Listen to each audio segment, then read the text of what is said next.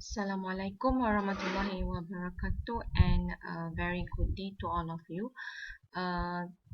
Okay, for this lecture, actually, we will just to continue on the last part, okay, related to the turbulent boundary layer power law form. Okay, previously,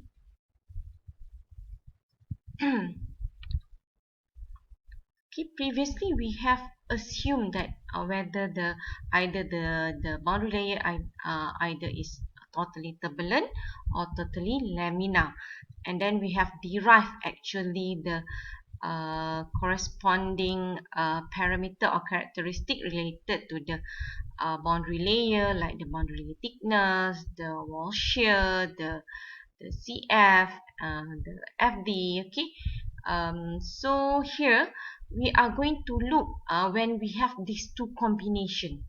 Okay, we have the combination of the laminar and the turbulent flow.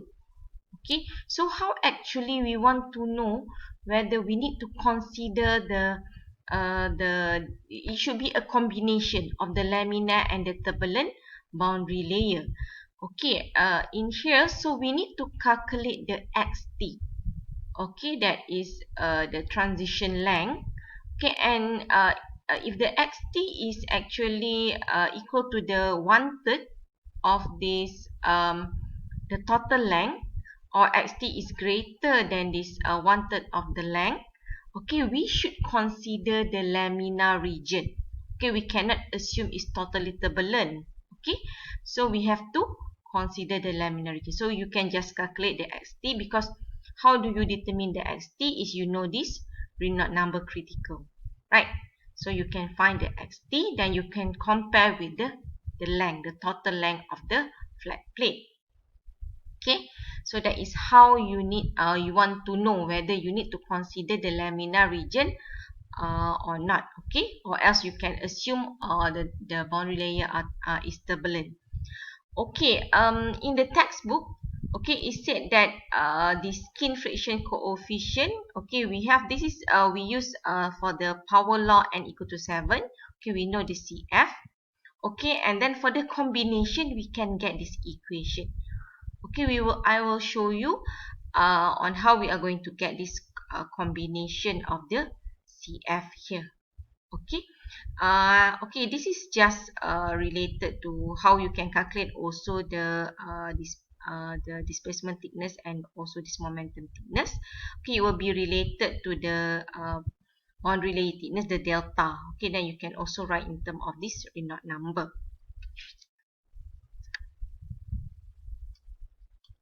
Okay,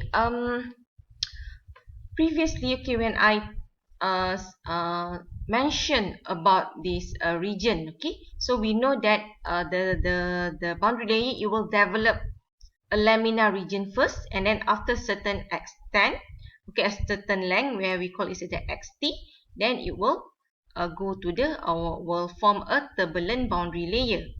Okay, in most of the cases, okay, if we said that this xt is very small in comparison with the L, or the xt is actually less, okay, if it's small, it's not significant, it should be less xt, it should be less, much less, or is less than the 1/3 of this length. Okay, we don't have to consider. Okay, we just consider all is actually the turbulent flow. Okay, this is in terms of the problem analysis. So in order for you to know whether you want to actually use a turbulent boundary layer characteristic, so we need to determine this xt.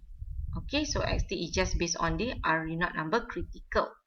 Okay, but in the case where this laminar boundary layer is significant, is actually 1/3 or greater this than this length, okay, 1/3 of the length or greater than the 1/3 of the length, so we need to consider this laminar. So it will be a combination of the laminar and also the turbulent boundary layer. So how actually we are going to get? So this one is one example related to the FD. Okay, because normally we want to know on the drag force. Okay, the drag force on this flat plate. Okay, because we want to know the power to overcome the drag force. So if the drag force, the total drag force, it should be this equation. It should be the combination. It should be from this turbulent. Okay, you consider all is turbulent.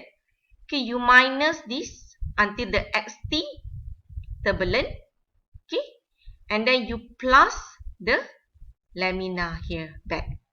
Okay, you assume all turbulent, and then you minus the part of the turbulent here, and then you replace with the lamina at this part. Okay, that is actually the equation. And then you can just substitute, because we know that FD is a relationship between this the skin coefficient of the big C. Okay, the big CF. Okay, that is actually the for the total length. Okay, so time with the area.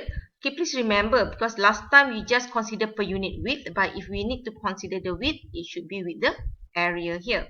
So this one is all, we just replace back, okay, with the equation of the CF here. So we just replace, and then we just mention about the length. Okay, this is from the total, and then this is 0 from the xt, and also this is 0 to the xt. Okay, and so what we have to do is just to replace back. Okay, because we have the turbulent and the lamina. So this is the turbulent part. Okay, this is also with the turbulent part. Okay, so this is we already obtained with power law of 1/7. Okay, this is the CF that we have obtained. Okay, this is also with the turbulent, and this is actually the exact solution. Okay, the exact solution from the lamina boundary layer equation. Okay, the CF. Okay, for the exact solution. Okay, and then if we were to just write back in terms of the CF, okay, we just divide FD with the A. Okay, and here, because we are considering per unit length again, so we just substitute with the L here. Okay, because we already have L from the previous equation, so we divide with the L. We are considering per unit length. Okay, per unit width, sorry, per unit width. Okay, and then we know that this relationship, if the Reynolds number critical to Reynolds number of the L, so this is the relationship also, because we know that the nu and the U infinity are constant. So we can have this equation, and it's actually equal to this Reynolds number. Okay, so just substitute this relationship. This was already cancelled, but we have this term xt over L, and this is actually the Reynolds number critical over the Reynolds number over the length. So same also here. Okay, and then you can just simplify the equation. Okay, this is the power.